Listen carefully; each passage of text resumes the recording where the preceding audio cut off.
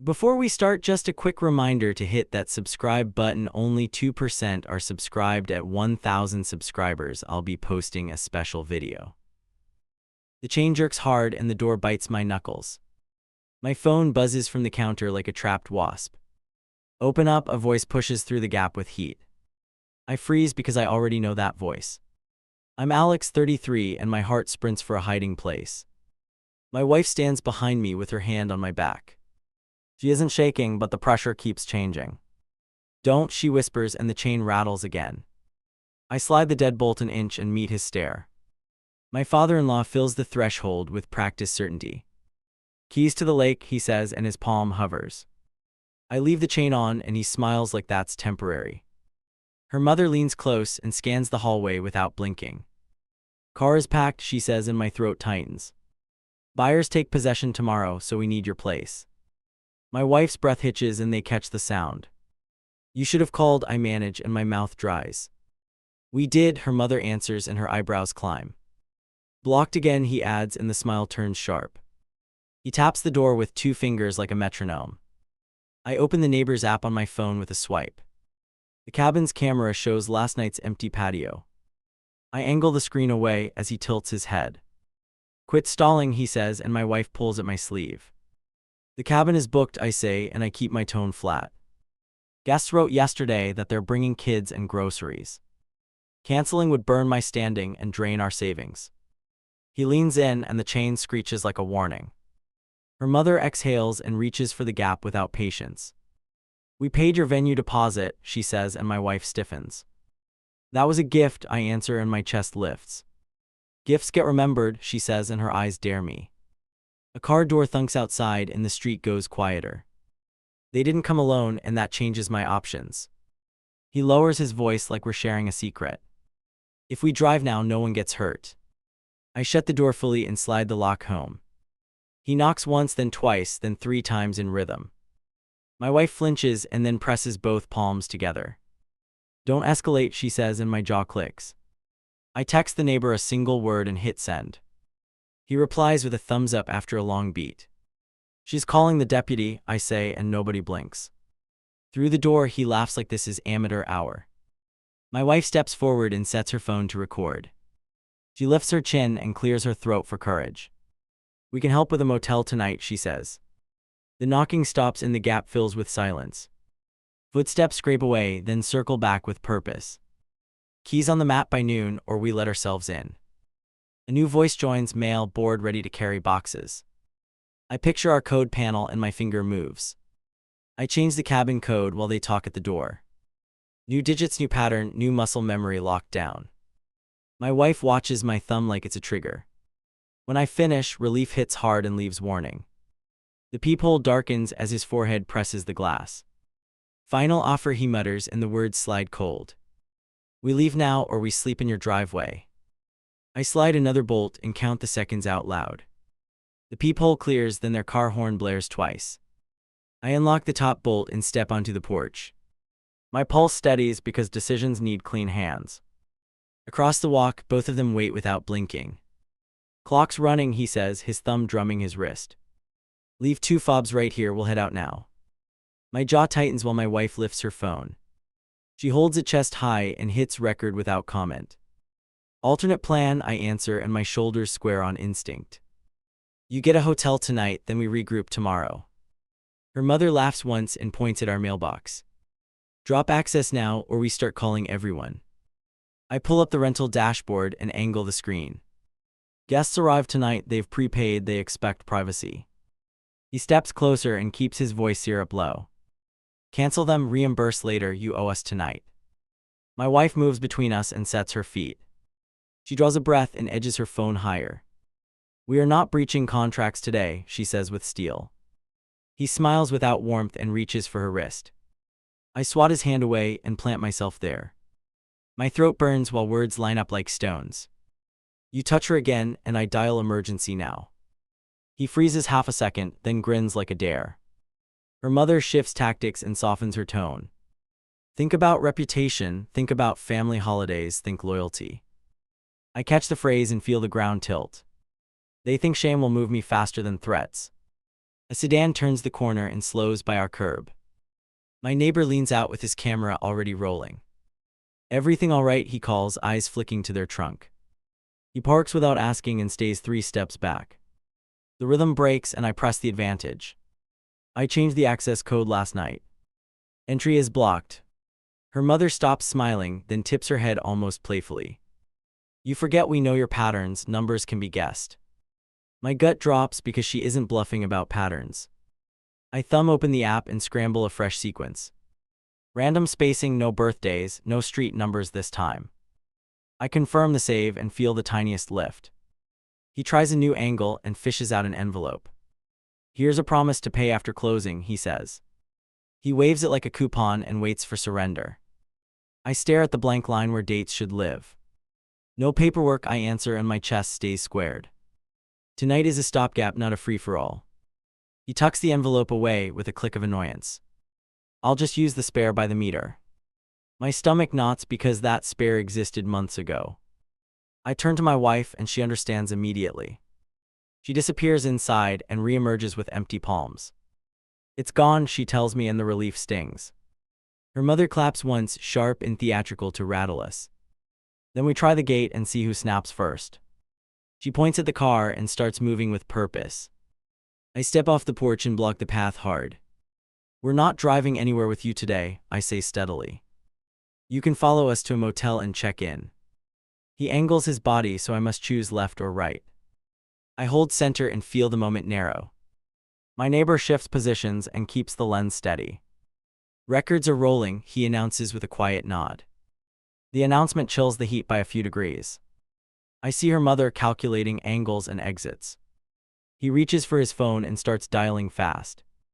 "Let's fix this before uniforms show up," he mutters. He lifts the speaker and a male voice answers, bored.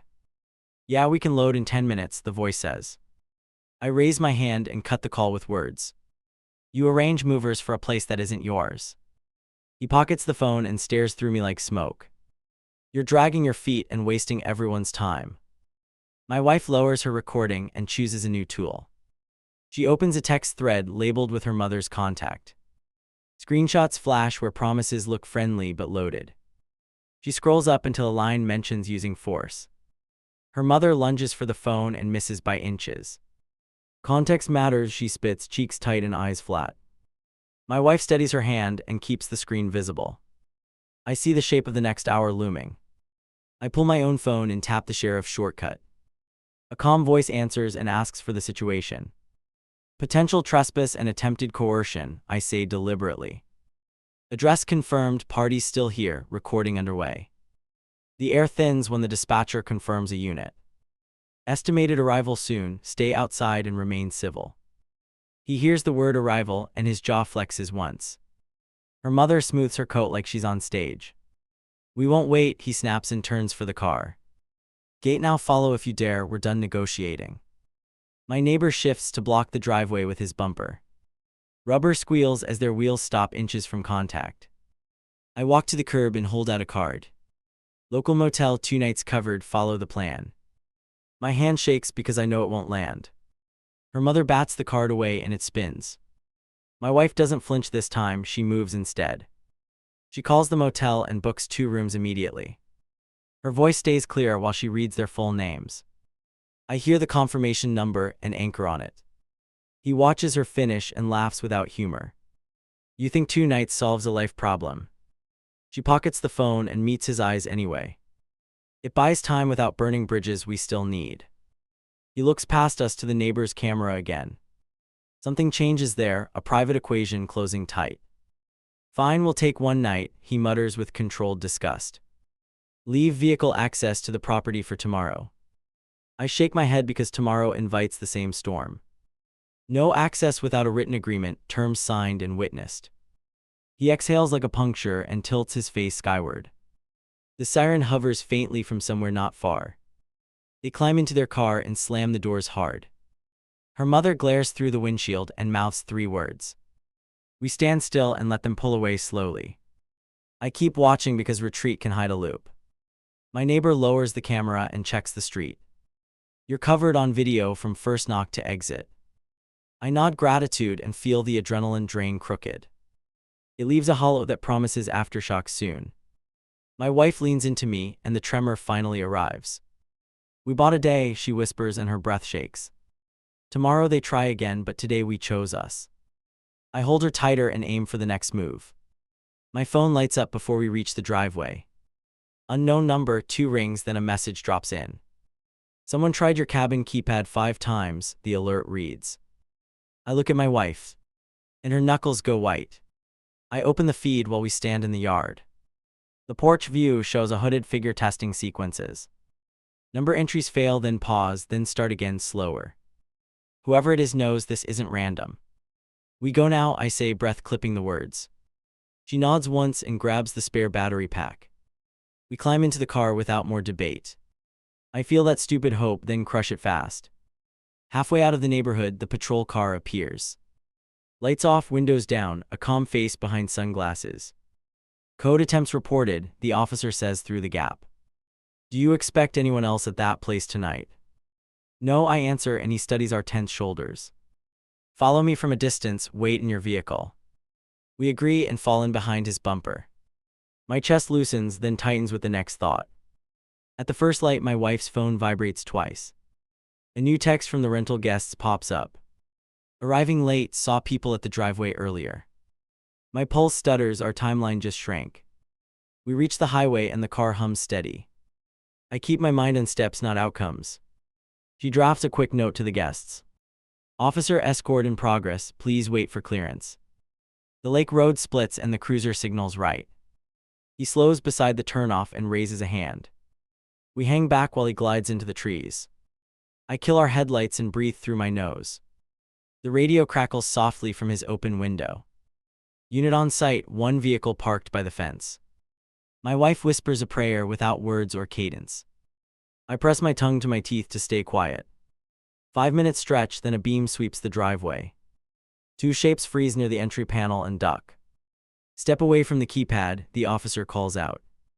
A scraping sound answers, then running feet fade.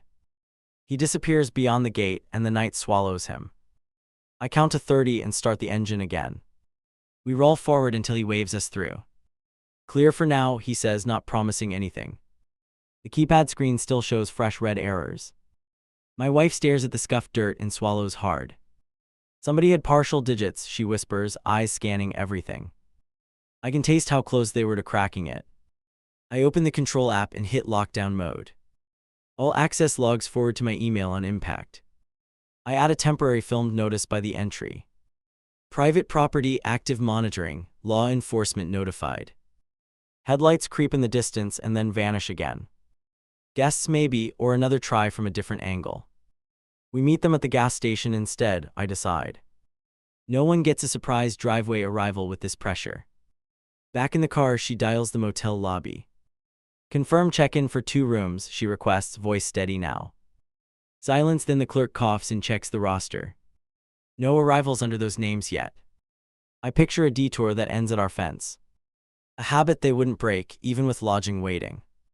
We circle by the motel after the station, I say. If they skip the reservation, we need eyes on them.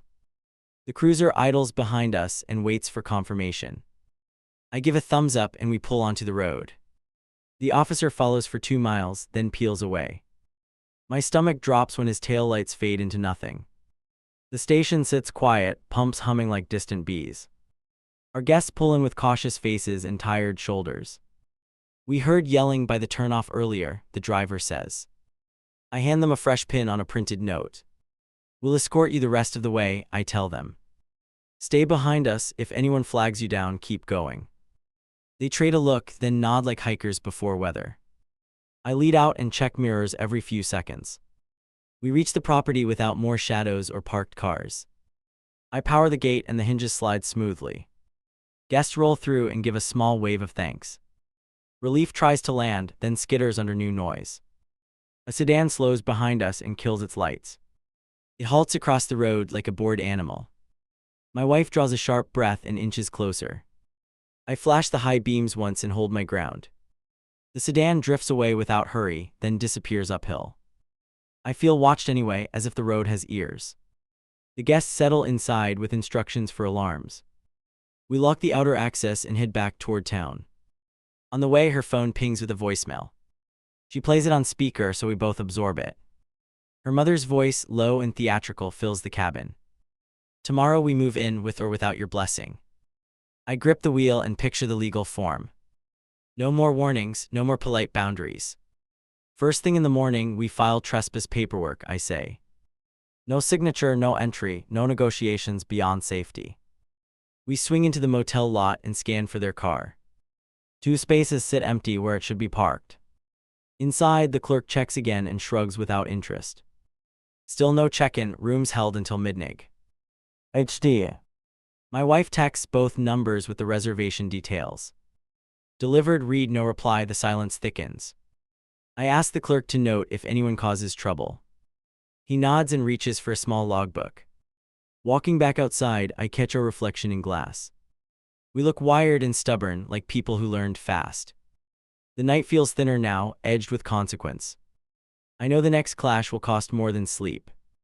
Before heading home, I call the officer's line again. Potential return tonight, I report, keeping my tone crisp. He logs the update and mentions extra patrol. It helps, but I'm already building another layer. At home, we draft a short written notice. Delivery tomorrow, 2 copies, photos for proof. She writes the final sentence with a steady hand. Reading it out loud makes my chest unclench briefly. Phone buzz, new alert from the cabin sensors. Not the door, not the gate, the exterior storage. I bring up the feed and see a shadow bend. A gloved hand tests the latch and then retreats. We can't be in 2 places at once tonight. I text the officer the clip and our coordinates. He replies with unit en route, short and efficient. I keep the feed open and wait for movement. The shadow returns with something long and metallic. It probes the lock and slips, then tries again. My jaw tightens while the seconds crawl like ants. Patrol headlights slice the frame and the shape bolts. The cruiser swings wide and stops where the figure vanished. A door opens, voices carry, radio chatter pulses. I exhale hard and feel my hands tremble again. This isn't over, it only learned our schedule. I wake to tires crunching outside our house and sit up fast.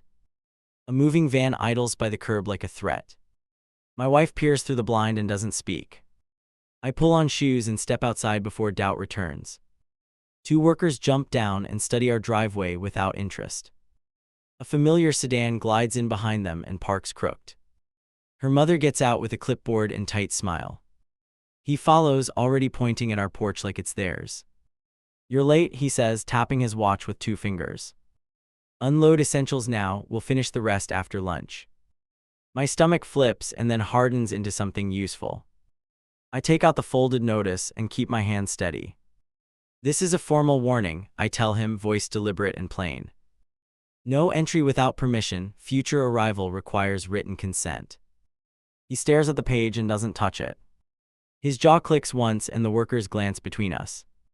Show me the authority, he sneers, 1 step too close.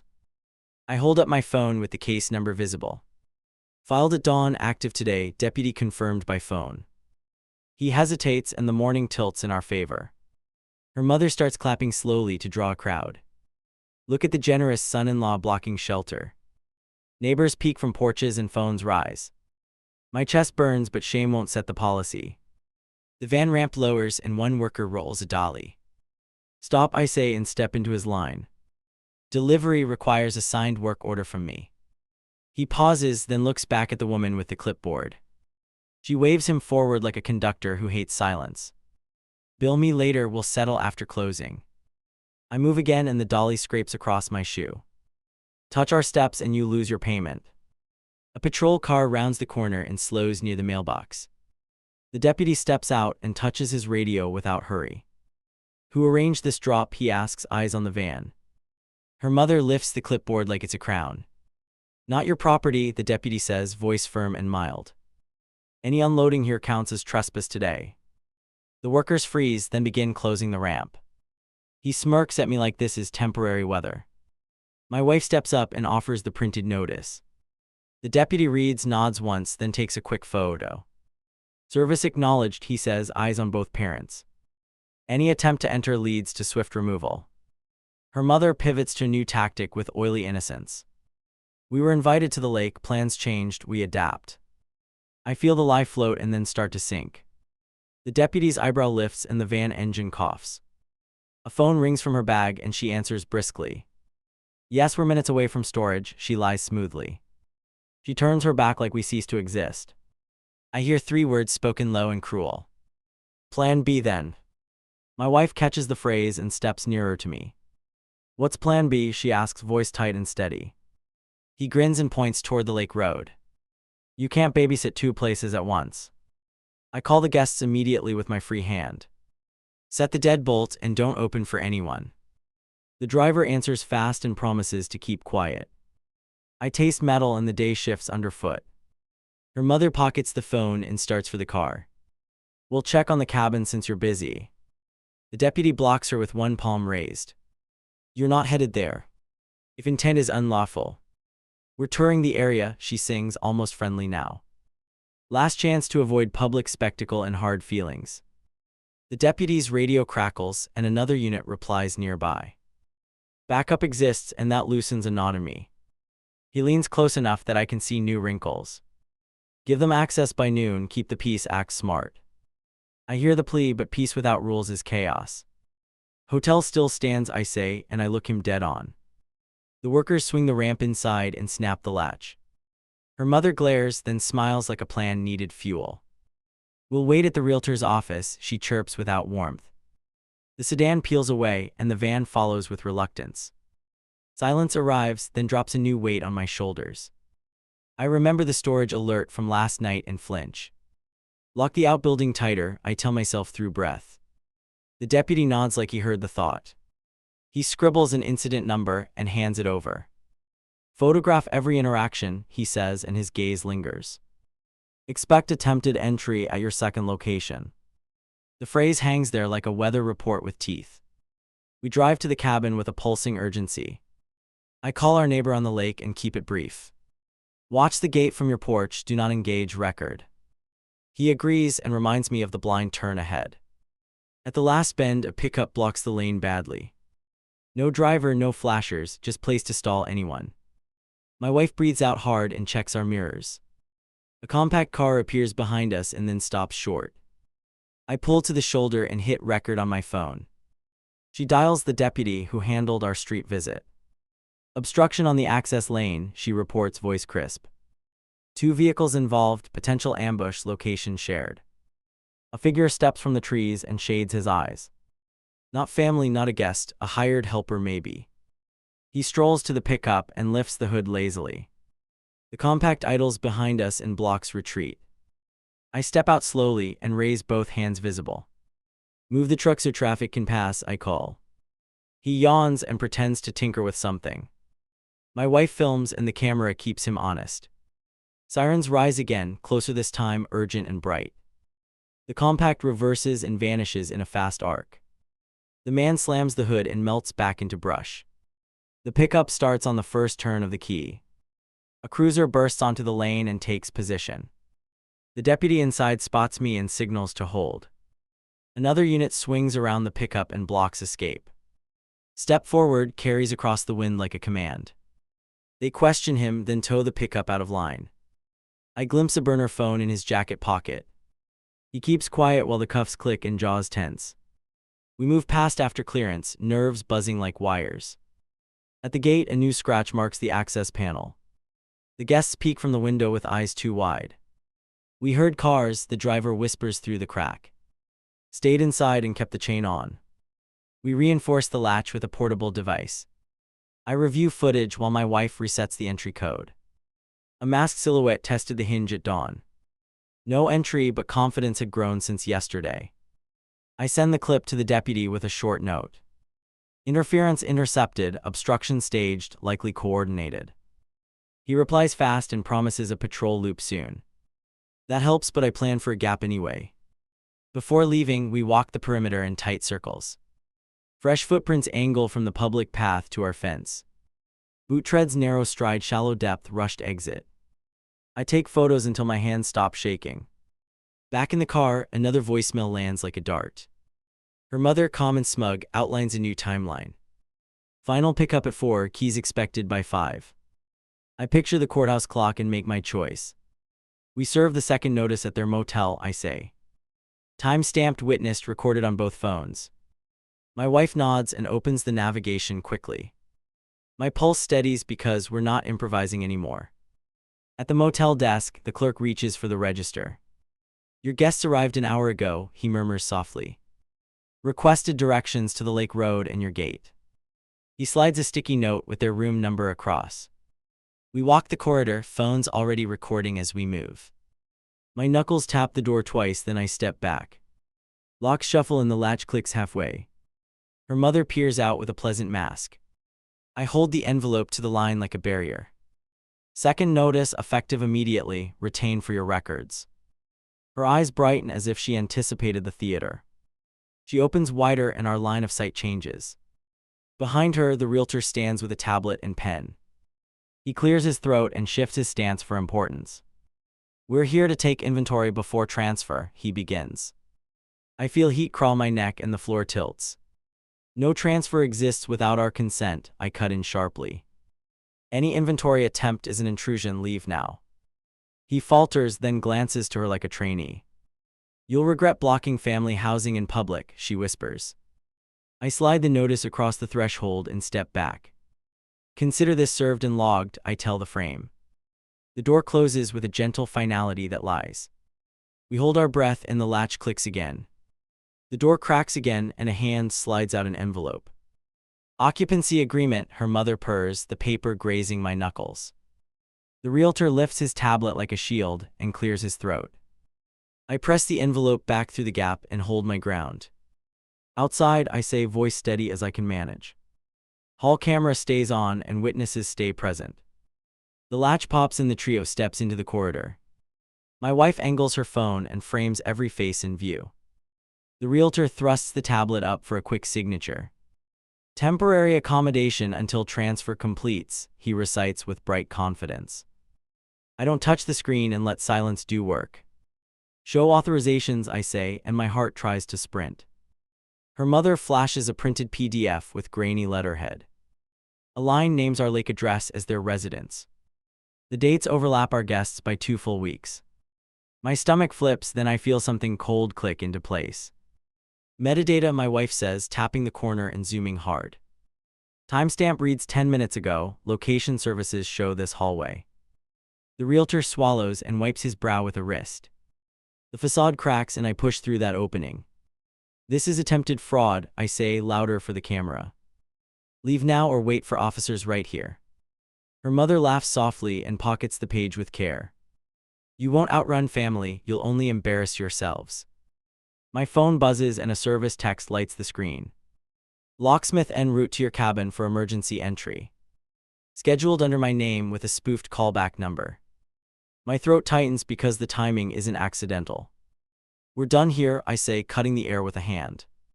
Hallway video is archived, second notice recorded, leaving now. The realtor tries to recover with a bland smile. We'll revisit after lunch, he mutters, already shrinking. We hit the stairs and move fast without running.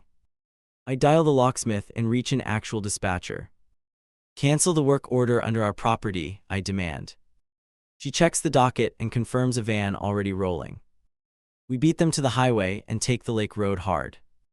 A white van appears in the mirror with magnets on doors. I wave out the window and slow near a turnout. The driver pulls beside us with cautious eyes and waits. Unauthorized request, I call, holding my phone with the case number. Police involved, you'll be forfeiting pay if you proceed. He studies the document, then steps back from the wheel. Not touching anything without you on site, he answers, voice clipped. Relief spikes and then drops as another car approaches. Her mother rides shotgun in a fresh rental, expression bright. She gestures toward the van and taps her watch twice. The driver shrugs and pulls away in neutral silence. We continue forward until the gate comes into focus. A smear of hardened glue shines across the key slot. My wife curses under her breath and steadies her hands. I take photos, every angle clear, every blemish recorded. Guests peek through curtains again and signal thumbs at the latch. I mouth all good and nod toward the alarm panel. They nod back and disappear, cautious but calmer now. I can work with calm even if it's thin. A sedan idles across the road like a placeholder. The window slides down and he leans out grinning. Clock says 5, he calls, tapping his wrist for emphasis. I raise the notice copy and hold his gaze until he blinks. Her mother steps out and tries warmth like a costume. Let's make a clean handoff, she coos with sweet patience. Keys now, movers at 6, no hard feelings later. My wife edges forward and opens the recorder again. Harassment continues, she states, loud enough for the mic. Tampering documented, fraudulent paperwork captured, ongoing threats noted. Her mother's eyes flash once and the tone curdles. You're forcing us to escalate in public. My phone lights with a voicemail from an unknown extension. I press play and a bored voice fills the speaker. Utility disconnect for non-payment, access required within the hour. I glance at my wife and she already shakes her head. We call the utility on speaker and verify accounts live. Rep confirms zero debt and no work orders filed. I request a fraud alert on our address in line. They place a red flag and read back confirmation numbers. The sedan inches closer and clips the gravel edge. He steps out and straightens his jacket with theatrical care. You can still fix this by being decent, he says. I hold up the camera and he looks away first.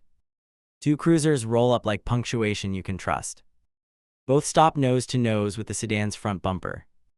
An officer steps out and clocks the glued key slot. Tampering, she notes, then gestures for space between all parties. Her mother adopts outrage as if it's oxygen. We were promised accommodation and forced into this drama. The officer's face doesn't change as she listens. Produce written consent from the owner, she replies evenly. I pass over the notices and the case numbers. She scans once and nods like the pieces align neatly. Any entry attempt triggers arrest, she states for every camera. He takes a slow breath and chews the inside of his lip. The officer asks my wife for the forged document photos. She airdrops the files and explains the hallway timestamps clearly. The second cruiser records the summary into their system. I feel something shift, small but real, inside my chest. The sedan reverses with a squeal and stops crooked again. Her mother clutches her purse and flashes that fake calm. Enjoy your little victory, she murmurs with sugar and smoke. We're showing the property to buyers at sunset. I blink because that threat veers sideways and fast. Which property? I ask, keeping my tone flat and even. She smiles like a teacher who loves trick questions. The lake, obviously, they want to see where they'll stay. The officers trade a look that reads as disapproval. Any uninvited showing constitutes criminal trespass here, one warns. She shrugs like laws are flexible if you smirk enough. My spine straightens because sunset just became a deadline. We huddle by our bumper and map the next hour. Call the county clerk, file an order, notify guests again. Loop the neighbor into a shared channel for quick pings. Every step builds a wall I should have built earlier. County clerk answers and transfers us to the duty judge. We present the timeline in clean bullet breaths. Screenshots, service, tampering, impersonation, ongoing threats. The judge grants a temporary order and dictates the terms. I repeat the language back while my wife writes fast. No contact at either address, no approach within 50 yards. No third-party attempts to gain entry, no fake services. The lines feel like steel even if they're paper. An officer serves them at the motel within minutes. We receive the proof of service with a crisp time stamp. He texts back 3 words that loose. And my shoulders. Return secured, monitor. Sun edges toward the trees and the lake road quiets. Guests confirm they'll stay inside and ignore any knocks. Our neighbor climbs his porch and starts a fresh recording. I park nose out with both officers staged nearby. A black SUV glides to the far turnout without noise. It idles there long enough to be intentional. Windows dark, plates from another county, nothing else visible. Every instinct says this is the showing in disguise. I raise my phone and hit dial for dispatch. Potential violation incoming, I report, voice level and clipped. The operator acknowledges and rolls a third unit our way. Inside that SUV, silhouettes shift like impatient chess pieces. The driver finally steps out and checks the address sign. Realtor from the motel, tie loose and eyes restless. He spots the cruisers and freezes mid-scan. Her mother isn't with him, but the plan still breathes. Private viewing, he calls, lifting his tablet in hope. Cancelled, I answer, lifting the order like a shield. One officer strides forward and reads the first clause aloud. The realtor's face drains, and he closes the tablet slowly. The SUV door opens again, and a buyer couple emerge. Nervous, affluent, scanning for drama more than views. They take in the uniforms and the posted notice. The woman tugs the man's sleeve and whispers urgently. We did not know, she tells the nearest officer quickly. Someone told us access was cleared for tonight. Her voice trembles and she retreats toward the SUV. The man follows, eyes narrowed, already dialing another number. The realtor backpedals with both hands raised in apology. Miscommunication, he stammers, sweat gathering along his hairline. The officer asks for his license and business card. He surrenders them and waits, suddenly very small. The SUV reverses and glides away without flare. The road empties, and for one heartbeat the world steadies. Then my phone lights with a new message alert. Her mother again, 6 words like a blade under a napkin. You won't like Plan C. My screen lights Plan C in 3 words, then our doorbell screams twice. 2 paramedics step onto the porch with a stretcher half unfolded. Gas leak report for this address, one announces through the storm door. My pulse spikes because forced entry follows fake danger fast. Hold, I say, palms up, windows cracked, air moving. We smell nothing, household safe, wrong call. He scans a handheld meter and checks the display. Readings normal, he nods, but the street fills anyway. A utility truck rolls up and idles by the curb. The crew lead squints at his tablet and frowns. Anonymous hazard notice, immediate inspection required, open access. I show the fraud flag on our account and breathe harder. While we defuse that mess, my wife's phone buzzes again. Camera alert from the lake flashes with a red border. A box truck backs through our open gate like it belongs. 3 workers hop down and carry mattresses toward the porch. I call our guest, voice clipped and calm by choice. Stay inside and lock the chain now. He whispers that strangers are stacking belongings by the steps. They claim the owner promised occupancy at sunset. We split without speaking because there isn't time. I wave the utility crew off and point to the flag. Document this call as malicious, escalate to your fraud desk. They nod, irritated but satisfied, and roll away. We sprint to the car and aim for the lake. Halfway there, another alert pings with a heavy tone. Door sensor shows brief separation, then relatches itself. Someone tried the knob and failed, then tried again. At the turnoff, a minivan blocks the lane like a cork. I stop nose to nose and step out with my phone. Clear the passage, I project, recorder bright and obvious. A woman peers over the wheel and pretends confusion badly. She cracks her window and sets her jaw to stubborn. Community drop for a family in crisis, she declares. Behind us, the guest texts that voices are outside. Someone is arguing about where to put a crib. I climb the ditch and wave my wife forward. She edges past slowly and clears the barricade with inches.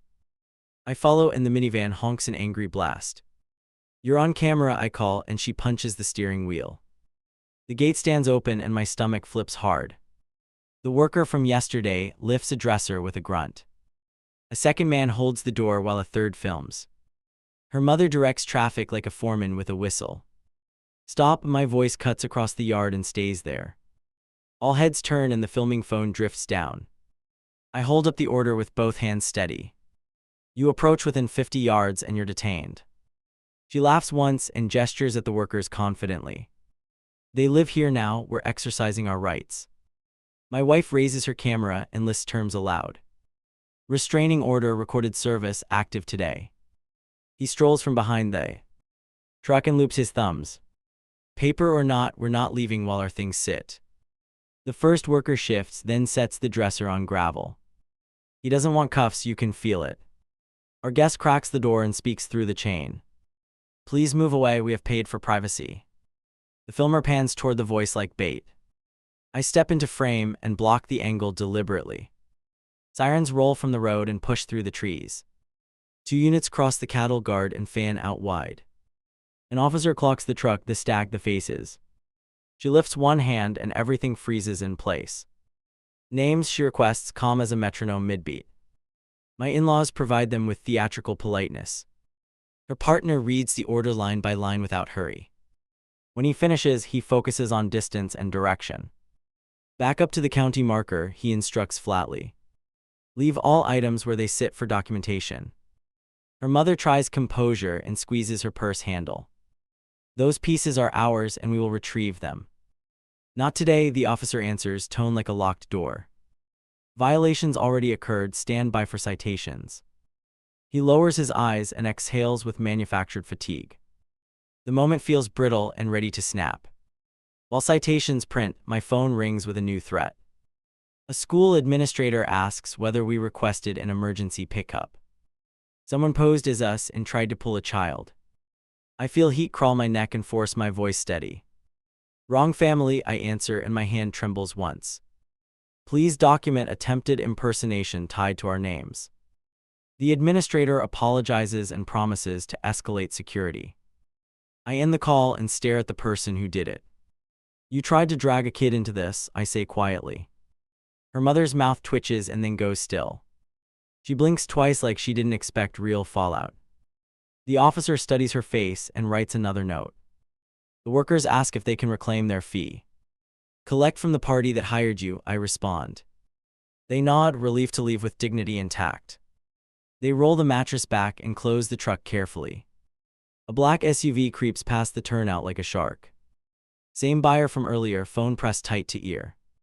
He clocks the cruisers, then tosses his plan in reverse. The officer captures the plate and radios it out. My wife speaks to the guests at the threshold.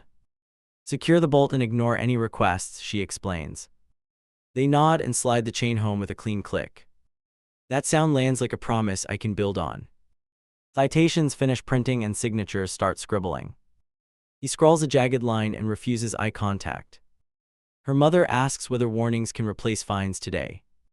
Not with a protective order in place, the officer replies. They start toward their car and then pivot hard. You cost us everything, he mutters, voice low and ragged. He points at the porch like a prosecutor mid-swing. Enjoy your karma when this falls apart. I step in close enough that he must shift weight. No more access, no more games, choose a better exit. For the first time, he looks unsure of his footing. He blinks fast and heads for the door without flourish. The convoy leaves the way it arrived, slow and loud. Dust hangs and then drops, but my nerves don't. The officer remains and walks the perimeter with us. She photographs glue, scratches, shoe prints, and the crude pile.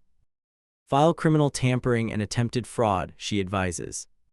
Also file harassment based on phone and service abuse. I nod and feel something heavy move off my ribs. It isn't victory, but it's weight that finally shifts. We drive straight to the courthouse and sit in plastic chairs. We swear statements under oath with measured breaths. The clerk stamps the new complaints with crisp efficiency. Ink hits paper like rails under a train. Outside, my wife stares at her screen for a beat. A message arrives from her mother with 4 words. You did this to us. She doesn't reply because silence is the line now. Back at our house, we find a notice on the door. A nonprofit offers emergency help for displaced seniors. A handwritten note adds our names with an arrow. I call the number and learn about a cruel prank. The organizer gasps and apologizes when she hears the story. Resources are for genuine need, not leverage. She offers to connect them if they request help. We pass the number along through the officer, not directly. Evening leans in and the lake road grows still. Guests stream a movie with captions and ignore the outside. Our neighbor sends a thumbs up from his porch feed. I watch the battery on my phone slowly climb. A final text lands just after dusk draws tight. A selfie from their car with an exit sign behind. No threats, no timelines, just 2 faces set like stone. I stare at it and wait for the old pull. It doesn't come the way it used to, soft and guilty. What rises instead is clear and edged like purpose. I forward the image to the case file with timecode. My hands stop trembling because I picked a path. We drive one last loop by the cabin for certainty. I walk the fence and test the gate for give. The latch holds and the hinge sits clean and true. I breathe out and let the quiet land for once. On our way back, the motel lot stands empty. Their room number glows on the ledger with a line. Checked out, no forwarding info, no second act tonight. I feel the ache of family cut and keep moving. At home, we swap the door code again without talking. She places the printed orders in a drawer near the hall. We plug in our phones and sit facing the entry. Not fearful now, just ready if the bell stings. I text the guests a final reminder and thank them. They respond with a short heart and promise to review. That small kindness hits harder than I expected. I save it for later because we'll need proof. Midnight crawls past and nothing bangs or blocks. I finally lie down and let the day file itself. The pattern is simple when you strip it of noise. Boundary, record, enforce, repeat until the storm gets bored. In the morning, I return the motel keys we covered. I donate the unused night to someone on their list. The clerk nods and wishes luck with careful eyes. I nod back because luck is what saved us. On the drive home, my wife squeezes my hand once. We choose the hard rule and hold it, she whispers. Her voice doesn't shake like yesterday. Mine doesn't either, and that's the change that lasts. At the cabin gate, I touch the keypad and pause. I enter the newest sequence from fresh memory. The mechanism clicks clean and final, then locks. I keep my finger there a second longer and let go.